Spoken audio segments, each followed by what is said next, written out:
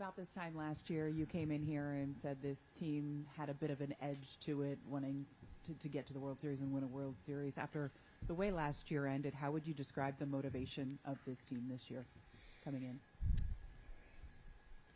Definitely coming in hungry, if not hungrier than, years past, especially going from 23 into last season, not making the postseason. That's a tough one to swallow there. And, guys were motivated, guys showed up early, they put in the work, and I think, getting to the dance and losing out on it definitely is a lot worse than not even getting in. So guys are motivated, guys are ready to go. So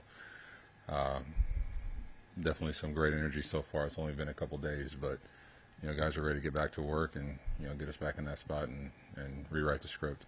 A bunch of additions to the roster. Just overall, what do you think of this roster heading in? It's exciting. You had a lot of different pieces that have come in. We start with Bellinger, a guy that can play 3, 4, 5, 6 different positions for us, play all over the field.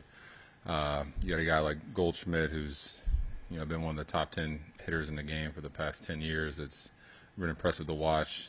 He's going to bring different side of the game to us at first base. He's a guy that can run the bases well. Having Jazz do his thing, another year of Jazz, who's been so dynamic for us and explosive. It's going to be exciting. We got a lot of different pieces, some new arms, especially with Max Fried, a guy that I faced for quite a few years, and I'm glad he's in pinstripes now. But I'm excited about the lineup. I don't know how it's all going to work out, who's going to bat where and all that, but just up and down this lineup, we got guys who are going to have good at-bats, quality at-bats, guys that can steal bases, get on base, and a lot of guys that can leave the park. Andy, to the right. What's been the biggest challenge of facing Fried over the years? Wow, he's got 5 or 6 different pitches. He's got great command with all of them. He can run up to 95, 96, 97 on you. He's a guy that's determined. He's not going to back down. You've seen him pitch in big game after big game, especially on their World Series run, and he's a competitor. He's a competitor with good stuff. He knows he has great stuff, so it's he could throw one pitch and just get you out with that pitch, but he's got 5 or 6, so he's just a pitcher. He's a polished pitcher. He knows what he's doing out there. He competes his butt off. So, there's a lot of things about facing Max Fried this stuff. Brendan, all the way to the left, and Otis. Aaron, thank you for taking the time. You talked about how tough it was to lose the World Series and how guys were getting in early. Was that something you guys talked a lot about over at Himes? Just the motivation you got there now to win one?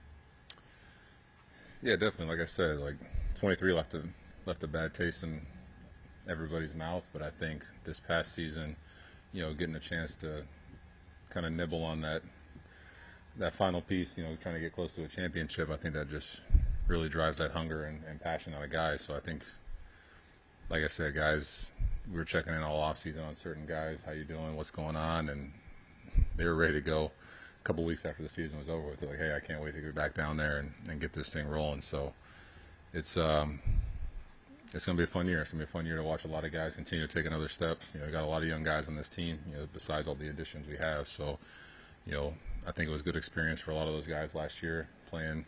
You go from one season where you end at 162 and then another one where you go all the way to the very end. So they got a taste of that, and I think they know which one they'd rather have. And talking about the World Series, the Dodgers talked a lot about you guys this offseason. What was your read on that? How did you feel about that? Oh, yeah, we heard that, but there's nothing you can do besides you got to beat them. They won. They can say whatever they want. So, if you don't like it, you got to play better. Otis in the middle. Aaron, both you and Juan had great years last year. Can you talk about the loss of him to the lineup, and overall, how can you guys be a better team overall? Yeah, Soto's one of a kind, man. He's a special player. Excited for him and his new chapter with the Mets.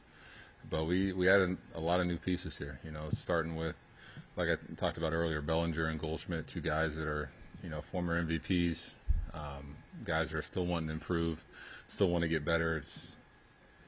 They're going to add just such a different dynamic to this team. It really lengthens out our whole lineup. When you have those guys batting in the middle of your order, it just a lot of good things are going to happen. So, you can't replace a guy like Juan Soto, but you bring in guys like this that are, all-stars, MVPs, caliber players. We did a pretty good job.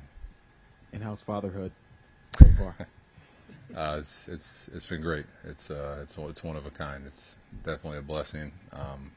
People try to prepare you for it or give you stories or tell you how it's going to be. It's an out of body experience, but we're loving it. We're loving it. Gary, and then pass it to Ron, please. Aaron, you mentioned not knowing how the lineup's going to shake out in the past. Last year you hit third behind Juan. In the past you've hit second. Have you talked to Aaron about where you're going to hit this coming year, or do you have any preference for where you might be this year? Yeah, I'd love to hit third again. I've told him that since the first day, but I've always been about wherever you need me. If it's hitting third, hitting second, hitting last, I'll be anywhere that helps shape this lineup the way we need to. So we'll see. We got a lot of different guys, a lot of good different options that can hit leadoff for us.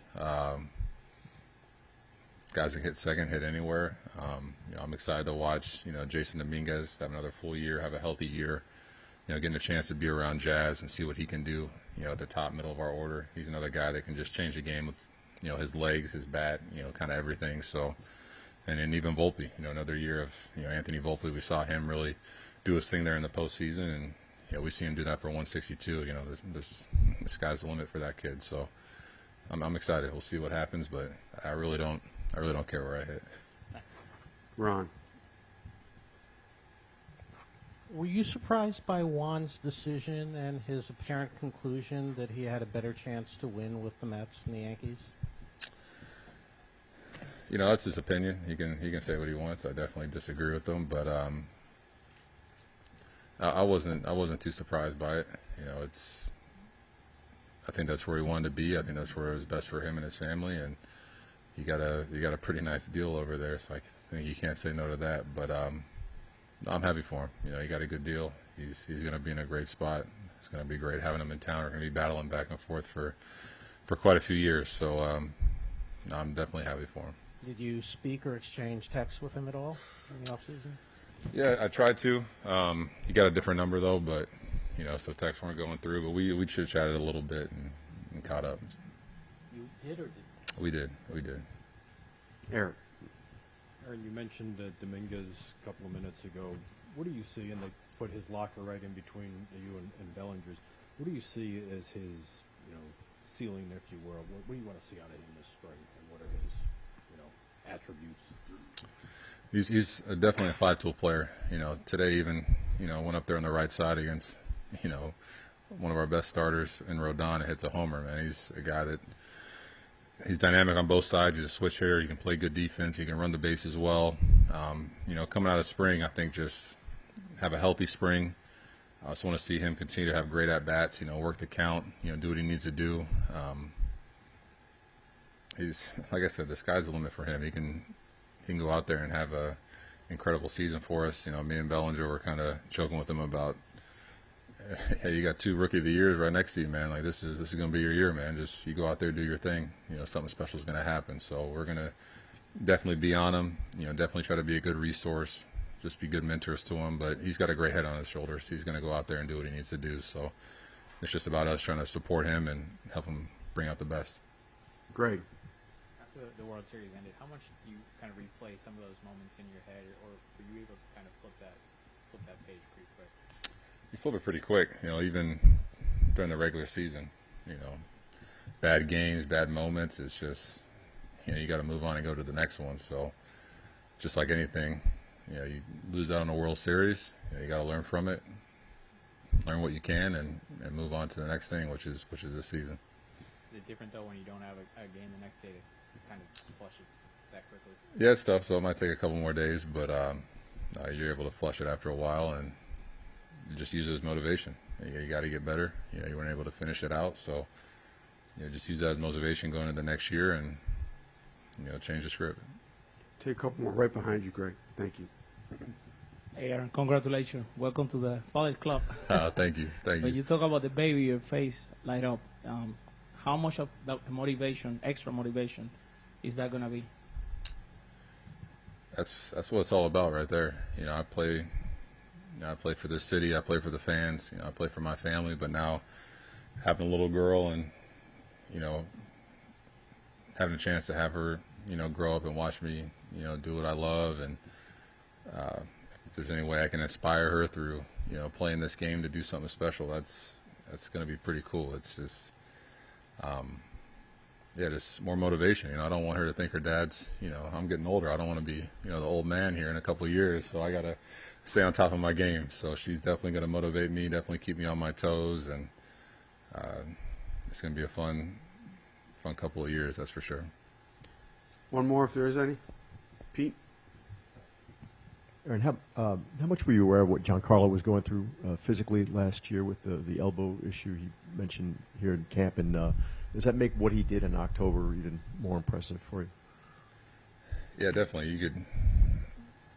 Big G's, he battles through a lot. He's a guy that, I know he's missed some time here and there, but he's a guy that he battles through a lot of different injuries. And, like you said, to see him go out there in the postseason, and I saw the work he put in pregame on the field, and he'd go right to the training room and do his work and just do whatever he could to be prepped, ready to go at 7 o'clock, and then for him to turn the switch on there and perform the way he did, that's why he's one of the greatest players in the game. And we're lucky to have him around here, and especially around a lot of these young guys to show them what it takes. It takes a lot to win a championship and get on that caliber level of being an all-star MVP, and what it takes to play in New York. So he's a prime example of that. And